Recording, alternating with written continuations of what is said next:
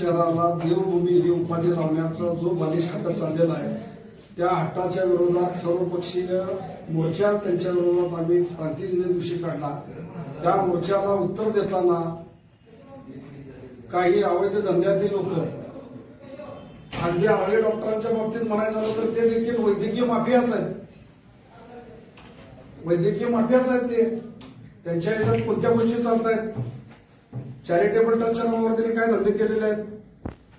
जत नगर परिषदेचा नगराध्यक्ष स्वतःच्या एकाही इमारतीची नोंद केलेली नाही जत नगरपालिकेकडे. त्याचा कर तो भरत नाही. गेले 10-15 वर्ष आरले डॉक्टरनं एकाही त्याच्या मेडिकल कॉलेज असो, नर्सिंग कॉलेज असो, लायन्स स्कूल असो, उमा चॅरिटेबल ट्रस्ट असो, याची कोणतीही नोंद केलेली नाही. कर चुकीगिरीचे धंदे करणारा हा माफिया. दुसरी प्रेस घेणारे तुम्ही मटका बुकीवाले.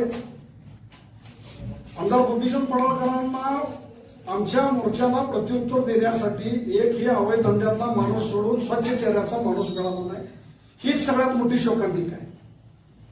ज्या ऐतिहासिक जत शहराचं तुम्ही नाव बदलायची मागणी करत आहात, तुमच्या बगलबच्च्यांच्या अवैध धंद्यामुळे याला देवभूमी ही उपाधी निघून जाईल. अवैध धंद्याची भूमी अशी उपाधी यायची परिस्थिती आता आणून ठेवलेली आहे. तुम्ही तोंड कसंही सोडता येतं, आम्हालाही सोडता येतं. जे लोक प्रेस घेतले त्यांनी सांगितलं, कुणीतरी अनिल पाटीलचा बुके दिलेला फोटो दाखवला. 11 वाजता रात्री कॉन्स्टेबलचा फोन आल्यानंतर माझ्या गेटच्या बाहेरून तुम्ही हात जोडून उभा राहत होता पोलीस स्टेशनला फोन करा म्हणून. कुणीही सांगायची गरज नाही. 2 दिवसात तुम्ही प्रत्येक वेळेला नवीन सत्ताधारी आमदार बघायचा, जेवणाचे डबे द्यायचे आणि त्यांची जवळीक साधायची. हे धंदे जुने झालेले आहेत. तुमचा अवैध धंद्याच्या माध्यमातून येणारा पैसा आणि त्यातून येणारी ही मुजोरी आमदार पडळकर साहेबांनी देखील विचार करावा. ज्या लोकांना त्यांनी प्रेस घ्यायला लावलेले आहेत, एकही स्वच्छ चेहऱ्याचा माणूस मिळाला नाही. एकही स्वच्छ चेहऱ्याचा. एक काय तो खिलारी डॉक्टर, तेवढा डॉक्टर की व्यवसायातला स्वच्छ चेहऱ्याचा माणूस मिळाला.